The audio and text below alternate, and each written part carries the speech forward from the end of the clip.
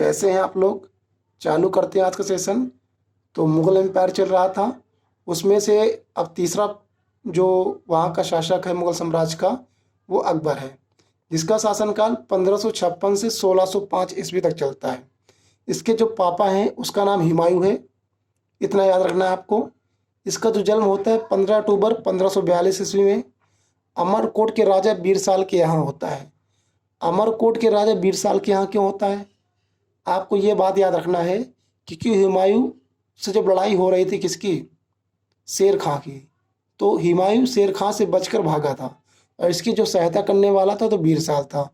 अब बीरसाल के यहाँ एक कन्या थी, उसका नाम था हमीदा बानो बेगम, जो कि हुमायूं के भाई के गुरु की बेटी थी। हुमायूं के भाई के शिक्षक की बेटी थी, उसका नाम था हमीदा बानो बेगम।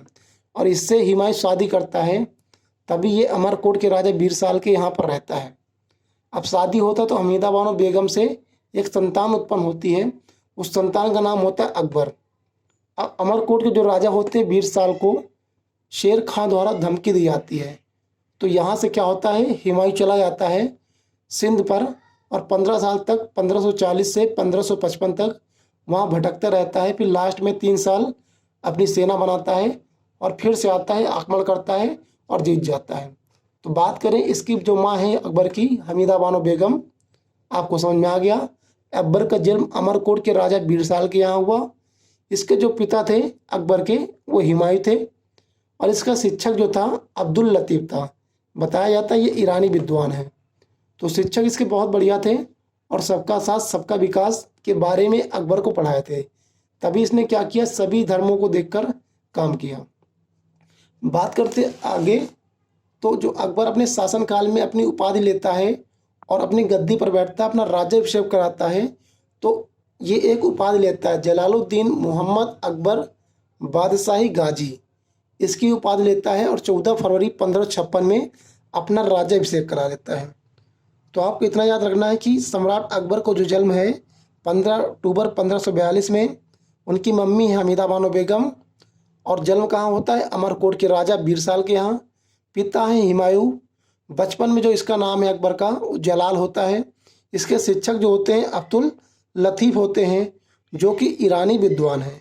ये बहुत विद्वान हैं और सबका साथ सबका विकास के बारे में बताते हैं और अकबर सभी धर्मों को लेकर चलता है। इतना पॉइंट आपको समझ में आ गया होगा। आगे चलते हैं। तो ये इसका राज्याभिषेक होता है 14 फरवरी 1556 पर। तो एक उपाधि के साथ ये अपना राज्याभिषेक कराता है, वो उपाधि है जलालुद्दीन मोहम्मद अकबर बादशाही गाजी की उपाधि से 14 फरवरी 1556 में अपना राज्याभिषेक कराता है। अब क्योंकि इसका जो पापा था हुमायूं, उसकी एक्सपायर हो जाती है और ये 13 साल की अवस्था में होता है। 13 साल की अवस्था में कोई बच्चा को इतनी समझ नहीं आती है। तो इसका जो संरक्षक था, इसका संरक्षक था बैरम खान, जो कि 1555 से 56 से कर सकते हैं, क्योंकि 55 पे तो वो आया था हुमायूं और उसके बाद 56 पे जीता था।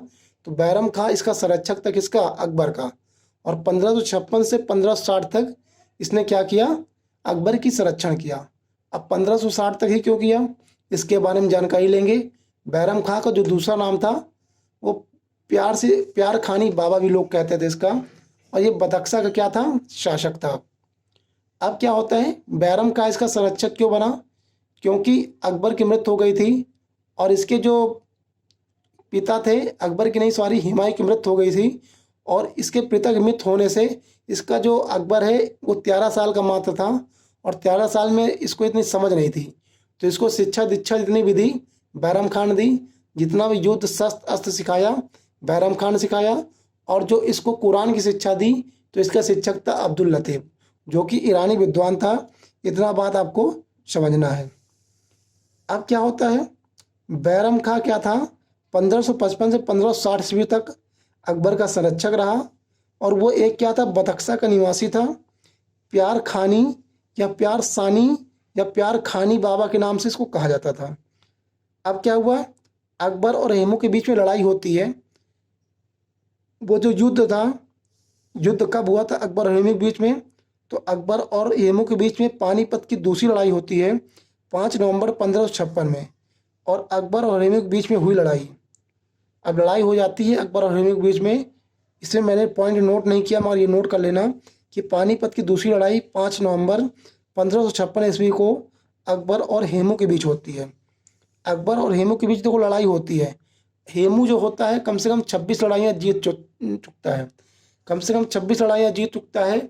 और जीत जब 26 लड़ाइयाँ जीत जाता है तो बैरम खां इसको बताता है कि कभी भी मुश्किलों से घबराना नहीं। अब ये 13 साल का मात्र बच्चा होता है, पूरा जो संरक्षक इसका काम कर रहा है बैरम खां कर रहा है। और जब दूसरी लड़ाई होती है तो बैरम खां क्या करता है, एक नीति अपनाता है और नीति के साथ लड़ाई करता है।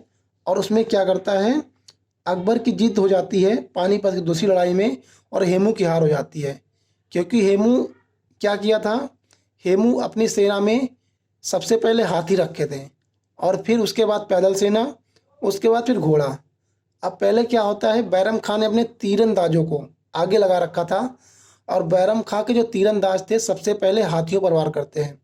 हाथियों पर जैसे ही वार करते हैं तो हाथी को चोट आ जाती है और हाथी पागल जैसे टहलने लगते हैं। और वही हाथी क्या करते हैं, वही हाथी जो होते हैं हेमू की सेना को नुकसान पहुंचाते हैं और हेमू नीचे गिर जाता है। और हेमू क्या होते हैं, एक पैर और एक हाथ कटा हुआ होता है पहले से, क्योंकि वो इतनी लड़ाई जीता हुआ 26 लड़ाई जीता हुआ है। हेमू खां बहुत ही बड़ा राजा है और वो वहाँ से भाग निकलता है। अब मगर जब भाग जाता है तो कहने का मतलब कि युद्ध जीत ही जाता है अकबर। और ये पानीपत की दूसरी लड़ाई जो होती है 1556 में, ये जीत जाता है। आपका कौन जीतता है, तो अकबर जीत जाता है। तो इतना बात समझना है। अब क्या होता है, एक हल्दी घाटी युद्ध होता है। इसके बाद हल्दी घाटी युद्ध से पहले क्या होता है, अब उसका शासन, अकबर का शासन बढ़ता रहता है, बढ़ता जाता है। अब इसका जो काम देख रहा था पूरा बैरम खां देख रहा था। अब क्या होता है, बैरम खां की इसकी नीतियों से थोड़ा शंका होने लगती है अकबर को। और बैरम खां क्या करता है, इसको हज यात्रा के लिए कह देता है। अब बैरम खां भी समझ जाता है कि हज यात्रा के लिए हमको क्यों बोल रहे हैं, क्योंकि अब साम्राज्य से हटाना चाहते हैं। तो बैरम खां समझदार था और ये स्वयं ही क्या करता है, चला जाता है हज यात्रा में। तो 31 जनवरी 1561 ईस्वी में पाटन एक स्थान है जो कि हज यात्रा करते समय मिलता है।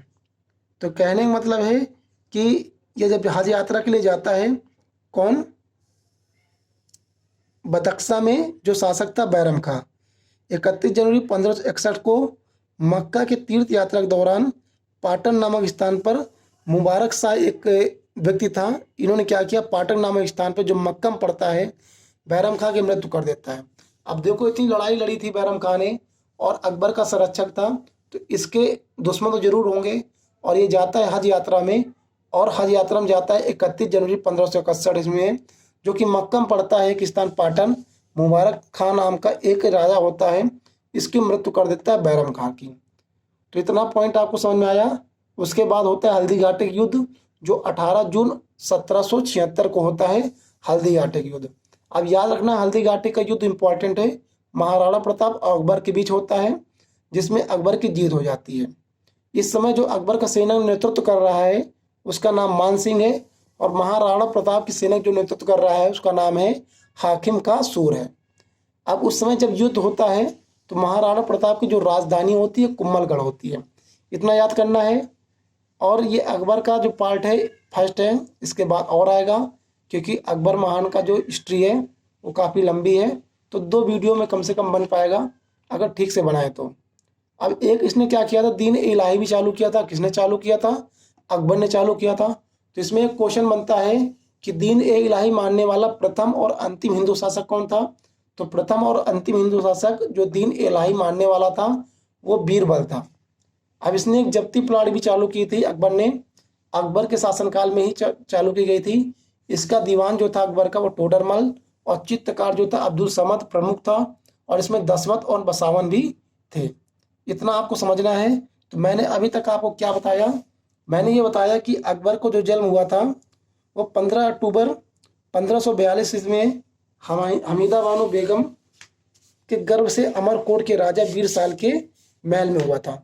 बीरसाल के महल में क्यों हुआ था, ये मैंने आपको बताया था, क्योंकि उसका जो पिता था हुमायूं, वो क्या हुआ था, शेर खां से लड़ाई करते समय भाग गया था, तो ये वीर साल ने क्या की, तो उसकी मदद की थी, तो वहीं जाकर ये बसा था।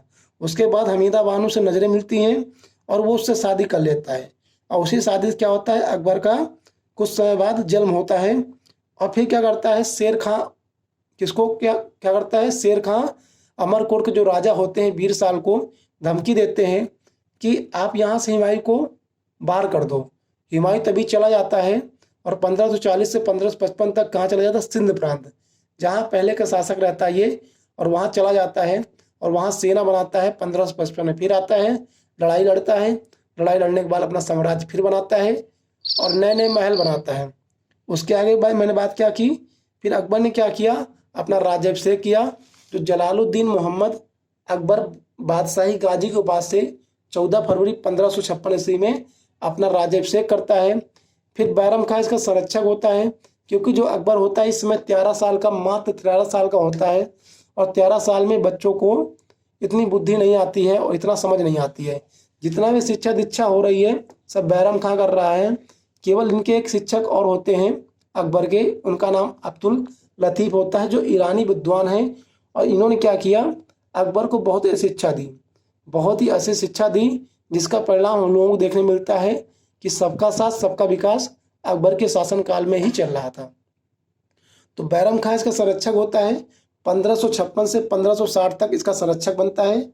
उसके बाद बैरम खां को अकबर कहता है भैया कि अब क्या करेंगे, हम अपना शासक स्वयं संभालेंगे और अपना निर्णय स्वयं लेंगे। तो ये क्या करता है, 1551 की ईस्वी के आसपास इसको हज यात्रा भेज देता है बैरम खां को। तो हज यात्रा जाता है और 31 जनवरी 1561 में पाटन के पास, जो कि मक्का मदीना के पास पड़ता है, मुबारक खां नाम के एक युवक ने बैरम खां की हत्या कर दी। बैरम खां का दूसरा नाम प्यार खानी बाबा था, जो बदख्शा का निवासी भी था। अब होता है क्या, पानीपत का द्वितीय युद्ध। मैंने बताया पानीपत का जो द्वितीय युद्ध होता है कब होता है, ये आपको कमेंट बॉक्स में लिख के बतानी है कि पानीपत का युद्ध कब हुआ था, मैंने बता दिया था। अब होता है हल्दीघाटी का युद्ध 1556 में। उसके आगे आप बताना है किस किसके बीच हुआ था, ये आपको बताना है। 26 लड़ाई जीता था, मैंने ये भी बताया था। उसके बाद हल्दीघाटी का युद्ध होता है 18 जून 1576 ईस्वी में, महाराणा प्रताप और अकबर के बीच में। अकबर जीत जाता है। अकबर की सेना को जो नेतृत्व करता है वो मान सिंह करता है, और महाराणा प्रताप की सेना को जो नेतृत्व कर रहा है वो हाकिम खां कर रहा है। और उस समय जो राजा महाराणा प्रताप की राजधानी थी कुम्भलगढ़ थी। अब क्या होता है, युद्ध चलते रहते हैं। दीन इलाही धर्म की स्थापना भी करता है अकबर। दीन इलाही धर्म को मानने वाला प्रथम और अंतिम शासक कौन था, हिंदू शासक की बात करें तो मान सिंह था। मान सिंह नहीं, बीरबल था, ये हिंदू शासक था। बीरबल का घर का जो नाम था वो महद दास था। अब इसने जब्ती पलाड़ी भी चालू की। इसके दीवान जो थे अकबर के टोडरमल, और कुछ चित्रकार हुए जिसमें अब्दुल समद प्रमुख थे और दसवंत और बसावन भी थे। तो इतना बात याद रखना है। अगली वीडियो में अगला अकबर के बारे में मैं बताऊंगा, और देखते रहिए। अगर आपको अच्छा लग रहा है कमेंट बॉक्स में लिखकर जरूर बताएं और अपनी राय जरूर दें। चैनल को सब्सक्राइब करें और ज़्यादा से ज़्यादा शेयर करें। धन्यवाद, बाय बाय।